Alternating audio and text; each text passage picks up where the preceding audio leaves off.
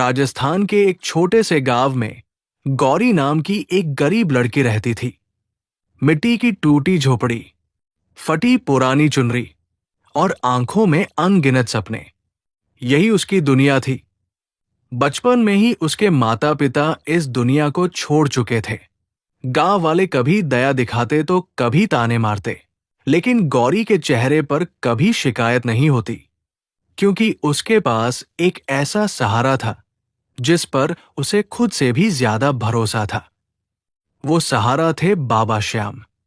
हर सुबह सूरज निकलने से पहले गौरी गांव के बाहर बने छोटे से श्याम मंदिर में जाती। मंदिर बहुत पुराना था, दीवारों की पपड़ी उतर चुकी थी, लेकिन गौरी के लिए वही मंदिर उसका महल था।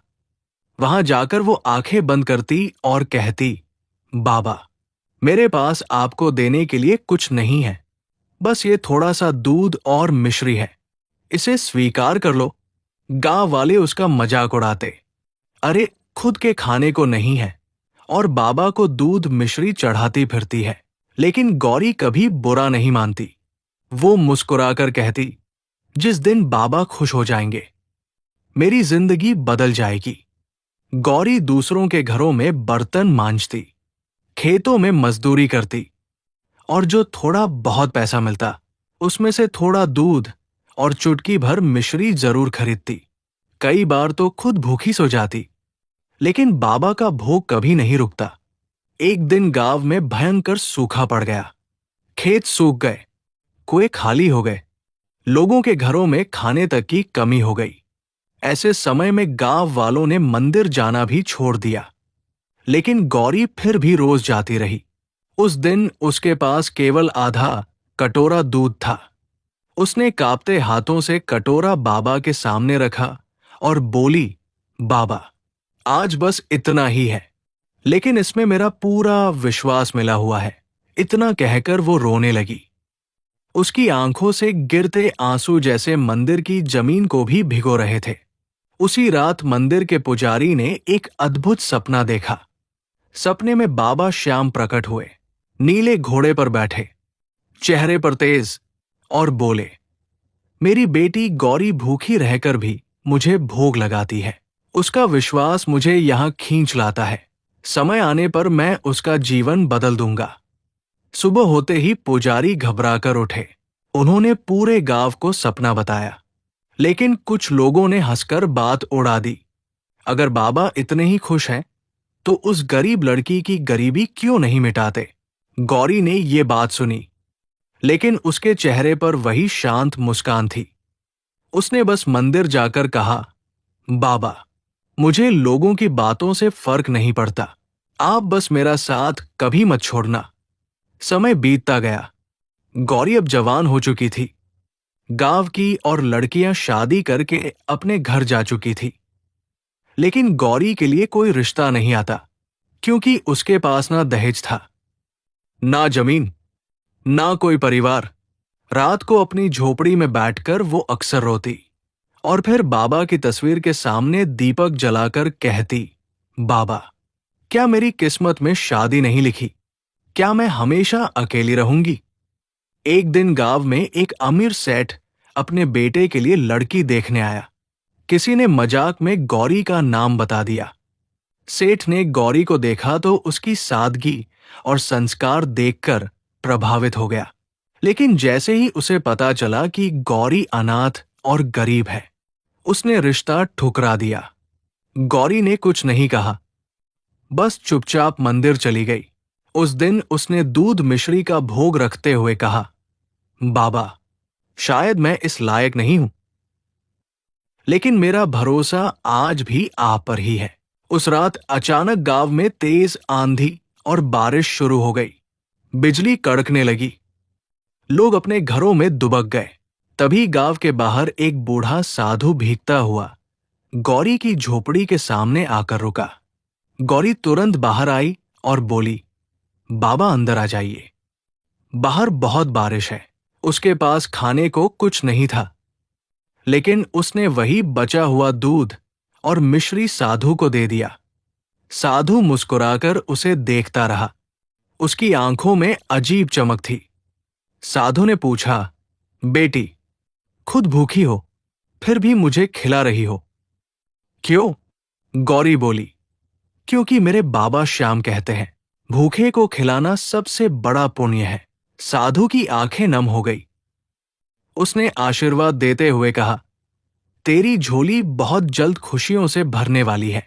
सुबह होते ही साधु गायब था, लेकिन जहां वो बैठा था वहां मोरपंख पड़ा हुआ था। गौरी उसे देखकर समझ गई कि ये कोई साधारण साधु नहीं थे। कुछ दिनों बाद गांव में एक बड़ा व्यापारी आया। उसका बेटा विनय बहुत संस्कारी और दयालु था। व्यापारी ने गांव में गौरी की अच्छाई और भक्ति के बारे में सुना। उसने गौरी को देखा और तुरंत अपने बेटे के लिए रिश्ता मांग लिया। पूरा गांव हैरान रह गया, लेकिन असली चमत्कार अभी बाकी था। शादी का दिन आया।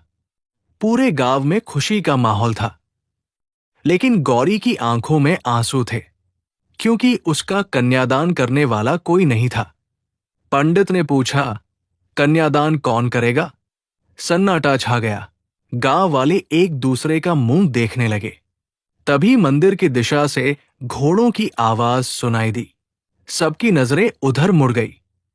एक तेजस्वी वृद्ध व्यक्ति सफेद वस्त्र पहनकर वहां आए। उनके चेहरे पर अद्भुत चमक थी। हाथ में चांदी की थाली और आंखों में करुणा। उन्होंने आगे बढ़कर कहा, मैं करूंगा अपनी बेटी का कन्यादान। पूरा मंडप स्तब्ध रह गया। किसी ने उन्हें पहले कभी नहीं देखा था। वो वृद्ध गौरी के पास आए, उसके सिर पर हाथ रखा और बोले, बेटी, तूने मुझे हमेशा दूध मिश्री का भोग प्रेम से लगाया। आज मैं तुझे अकेला कैसे छोड़ देता? गौरी की आंखों से आंसुओं की धारा बह निकली। उसका दिल जोर जोर से धड़कने लगा। उसे महसूस हो रहा था कि ये कोई साधारण इंसान नहीं। कन्यादान शुरू हुआ। जैसे ही वृद्ध ने गौरी का हाथ दूल्हे के हाथ में रखा, पूरे मंडप में अद्भुत सुगंध फैल गई। मंदिर की घंटियां अपने आप बजने लगी और अचानक आसमान से फूलों की वर्षा होने लगी। लोग डर और भक्ति से कांप उठे। तभी एक तेज रोशनी फैली और सबने देखा, वो वृद्ध कोई और नहीं बल्कि स्वयं बाबा श्याम थे।